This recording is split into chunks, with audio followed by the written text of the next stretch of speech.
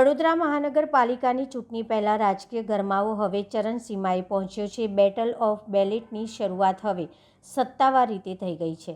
ચૂંટણીમાં હવે ગણતરીના દિવસો બાકી રહ્યા છે, ત્યારે આજે લોકશાહીના મહત્વના રક્ષકો એટલે કે સરકારી કર્મચારીઓએ પોતાના મતાધિકારનો ઉપયોગ કર્યો છે।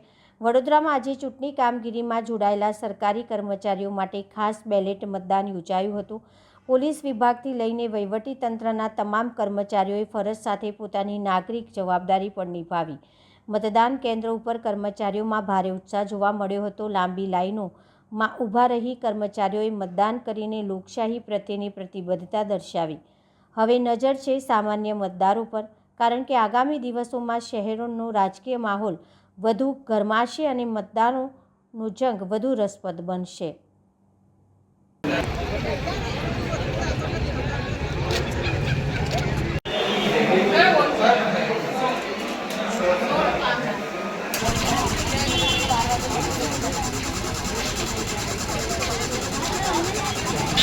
હું ફાલ્ગુનીબેન સોની, મદદનીશ ચૂંટણી અધિકારી વોર્ડ નંબર 13, 14, 15 અહીંયા પ્રતાપનગર પોલીસ હેડક્વાર્ટરમાં વોટિંગની પોસ્ટલ બેલેટના વોટિંગની કામગીરી ચાલુ રહી છે।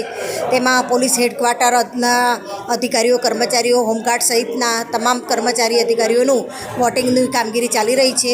આ વોટિંગ સવારે 9 વાગ્યાથી સાંજે 5 વાગ્યા સુધી ચાલુ રહેશે અને ખૂબ વ્યવસ્થિત રીતે અને સુંદર રીતે વોટિંગની પ્રક્રિયા ચાલુ થઈ રહી છે। હા, અમારે અહીંયા વોર્ડ 13, 14, 15માં 451 વોટર્સ છે અને તમામની વોટર્સની પ્રક્રિયા અહીંયા શાંતિપૂર્ણક શરૂ થઈ રહી છે।